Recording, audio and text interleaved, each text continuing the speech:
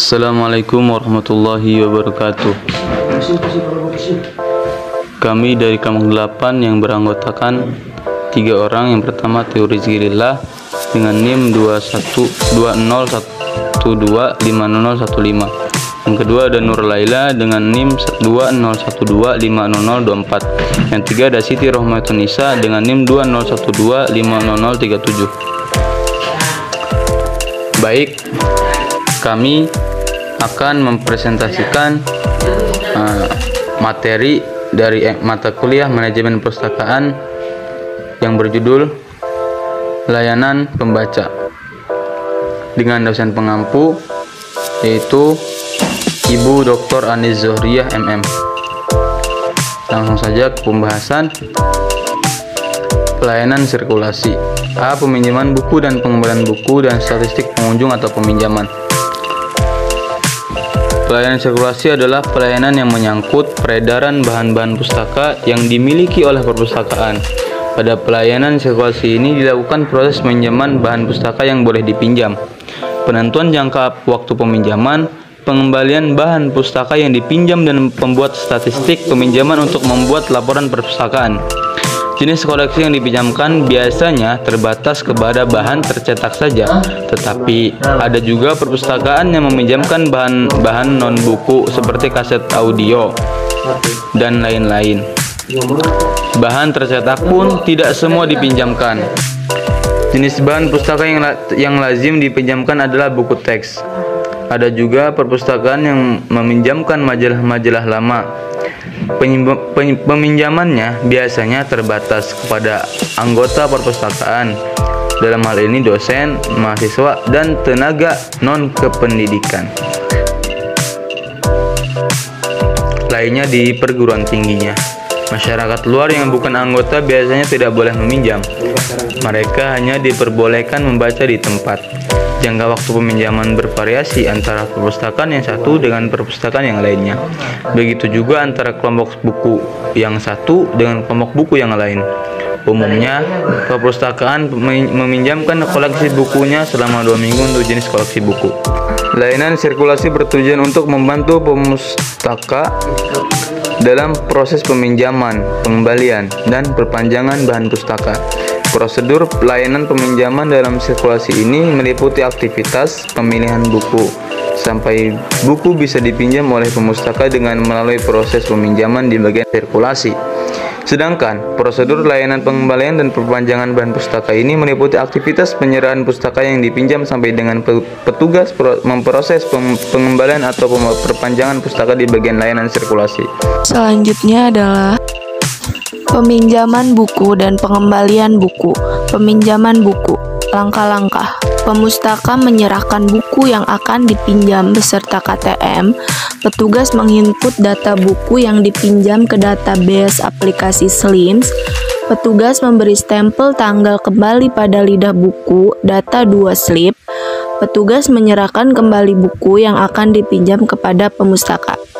Pengembalian buku dan perpanjangan. Langkah-langkah. Pemustaka menyerahkan pustaka yang dipinjam beserta KTM. Petugas menginput data pustaka yang akan dipinjam ke dalam menu sirkulasi pengembalian pada database aplikasi SLIMS. Petugas mengecek kesesuaian tanggal pengembalian pustaka. Apabila tanggal pengembalian pustaka sesuai, petugas memproses pengembalian pustaka ke dalam menu sirkulasi pengembalian. Apabila tanggal pengembalian tidak sesuai, maka pemustaka harus melakukan pembayaran denda keterlambatan pustaka. Petugas menanyakan kembali ke pemustaka apakah pustaka akan dikembalikan ataukah diperpanjang. Apabila dikembalikan, petugas akan mencoret judul pustaka pada kartu peminjaman. Apabila diperpanjang, petugas akan memproses perpanjangan buku ke dalam suatu database aplikasi. Selanjutnya, statistik pengunjung. Contoh, kunjungan perpustakaan, jumlah pengunjung 3 tahun terakhir mengalami turun naik. 8.361 orang untuk tahun 2011, 13.711 orang untuk tahun 2012, dan 10.257 orang untuk tahun 2013. Ini adalah contoh gambar statistiknya. Statistik peminjaman. Contoh, peminjaman koleksi buku. Jumlah peminjaman buku yang dipinjam oleh mahasiswa dan dosen 3 tahun terakhir mengalami peningkatan 234 orang sama dengan 21% untuk tahun 2011, 479 orang atau 44,4% untuk tahun 2012, 956 orang atau 98,9% untuk tahun 2013. Ini adalah contoh grafik peminjaman koleksi buku. Baik, saya akan melanjutkan materi sebelumnya. Di sini ada pelayanan referensi. 1. Pelayanan informasi. 2. Pelayanan pemberian bimbingan belajar. 3. Tata tertib perpustakaan sekolah. Dan di sini ada pelayanan informasi. Seperti yang telah dijelaskan pada bab sebelumnya bahwa perpustakaan sekolah tidak hanya sebagai tumpukan buku tanpa ada gunanya, tetapi secara prinsip perpustakaan sekolah harus dapat dijadikan sebagai sumber informasi bagi setiap orang yang membutuhkannya. Oleh sebab itu, sekolah harus mampu memberikan pelayanan informasi. Tugas informasi ini akan bisa terselenggarakan dengan sebaik-baiknya tergantung 2 faktor, yaitu faktor kelengkapan koleksi dan faktor kemampuan petugas. Pelayanan pemberian bimbingan belajar. Menurut Proyitno dan Erman Amti tahun 1999, pada halaman 279, bimbingan belajar merupakan salah satu bentuk layanan yang penting diselenggarakan di sekolah. Pengalaman menunjukkan bahwa kegagalan-kegagalan yang dialami siswa dalam belajar tidak selalu disebabkan oleh kebodohan atau rendahnya intelijensi, tetapi sering kegagalan itu terjadi karena disebabkan mereka belum mendapat layanan bimbingan belajar yang memadai.